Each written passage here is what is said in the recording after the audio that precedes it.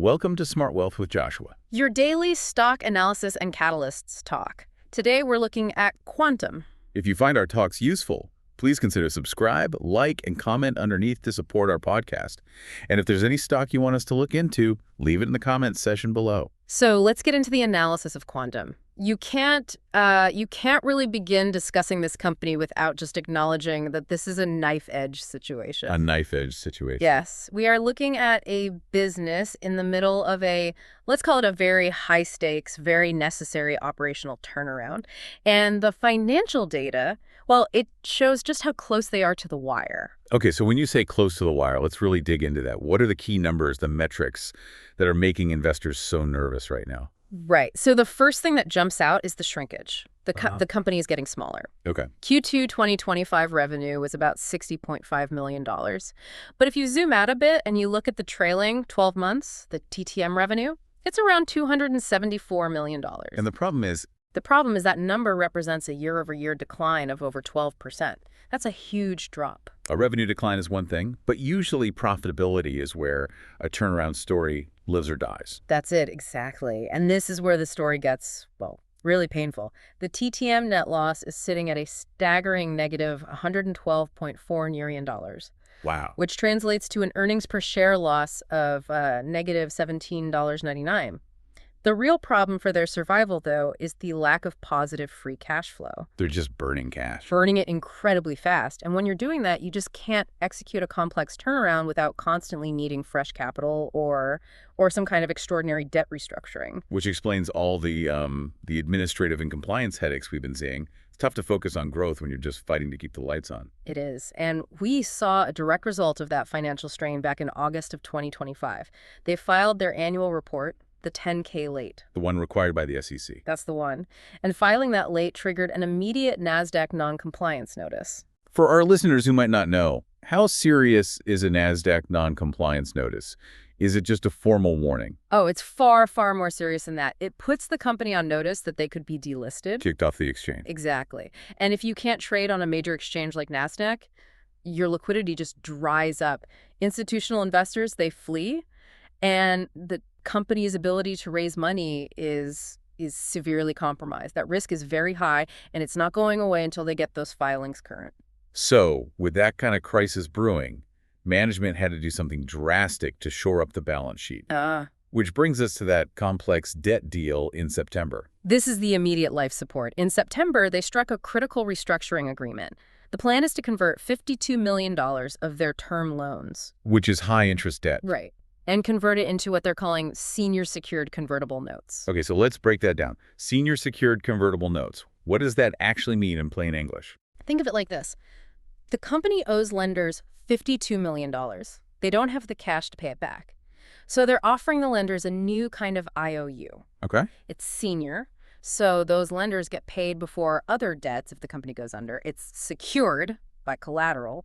But the most important word is convertible. Meaning it can be converted into company shares, stock. So they're taking that high-interest debt off the books, which buys them time and cuts their interest payments. But the trade-off is potentially diluting all the existing shareholders later on. That is the trade-off, precisely. It's a necessary move to survive right now, but, and this is a huge but, the entire deal requires shareholder approval. At the annual meeting in December. Yes. And if the shareholders vote no, if they say, we don't want to be diluted, what happens then? The fallout is severe. A no vote means the company faces an immediate risk of technical default on that $52 million debt. That December vote isn't just some formality, it's the whole ballgame. That paints a really dire picture. Yep. And yet this stock is still getting a lot of attention. So if we look past that immediate crisis, what's the core asset? What's the reason people are still willing to bet on this? And this is where the conversation flips, from the accounting pain to the market opportunity. Quantum is still a recognized name in enterprise storage hardware, archival software, and workflow automation. Right. The reason people are still interested is because of a huge, unstoppable trend. Enterprise data volumes are growing exponentially. That's not slowing down. So if demand for storage is so high, why are their revenues dropping by 12%? That points to an execution problem, not a product problem. The tech is still needed, they just haven't been selling it effectively. But they do have what analysts call a moderate moat. A moderate moat? What does that look like in the real world? It's all about institutional lock-in. especially with their archival systems. Once a huge corporation or a media house has archived petabytes of data on quantum systems, the cost and the risk of moving all of that to a competitor is just astronomical. So it's not about having the newest, shiniest product. It's about high switching costs from these old, entrenched client relationships. Exactly. Their clients are stickier than the revenue numbers might suggest. If they can fix the operational side and get the money sorted out, those clients provide a solid foundation. And that potential future value must be what explains this. Frankly, this massive gap between the current stock price and what analysts are forecasting. It is. Despite all this turmoil, the analyst sentiment is, surprisingly optimistic for a long-term recovery. We're seeing consensus 12-month price targets from $16.50 up to about $19.33. Hold on a second. The stock is trading right now around $10.50. You're saying analysts are calling for an 84% to, 109% increase in the next year? That is precisely the upside being projected. The ratings are a mix of hold and buy.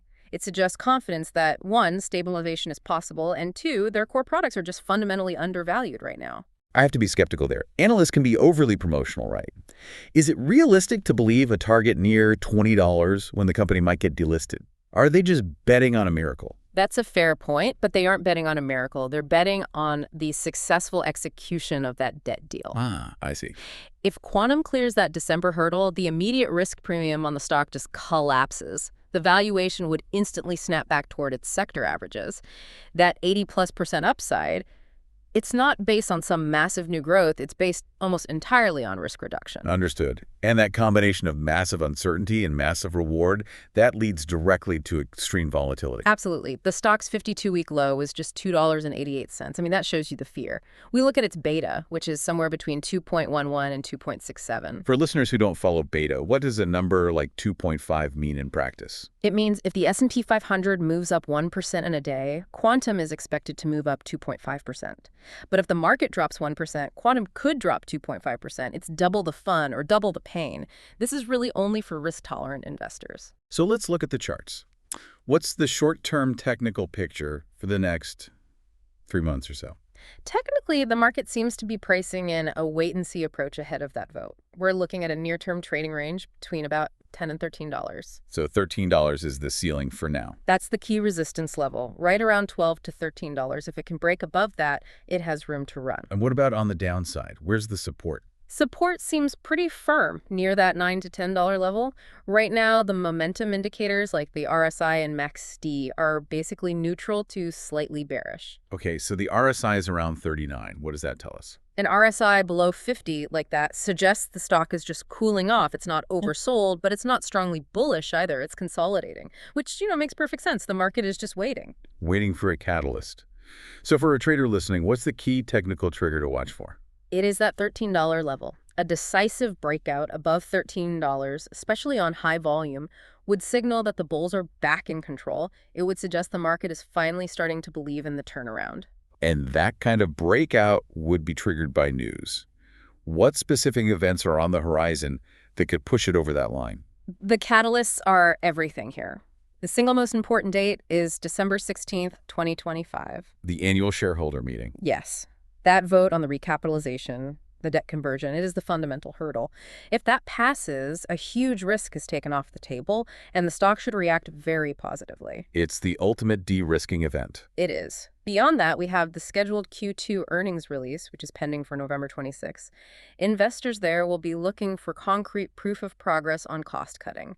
They want to see that the operational side of the turnaround is actually working. And besides those scheduled dates, what about a surprise announcement? What could send this thing flying out of nowhere? A major customer win, especially in a high-growth area like cloud or edge storage. A big partnership announcement, say with a major cloud provider, that would be instant, undeniable validation of their technology and their strategy. Looking a bit further out, what are some of the more speculative long-term ideas floating around? Long-term, you're looking at bigger strategic moves, maybe some M&A. Or they could become a target themselves. There's also always market chatter. Rumors. And what are the rumors? Well, you have to treat this as pure speculation. But there's talk of selling off certain assets if the recapitalization fails, or maybe even large-scale technology licensing deals to bring in cash. But again, that's purely a high-risk gamble. So let's wrap this all up. When you weigh that massive 80-100% analyst upside against the very real, immediate risk of delisting, what's the final investment thesis here? It is a highly compelling but also highly challenging risk-reward scenario. The company's place in the storage market is strong. The market needs what they sell.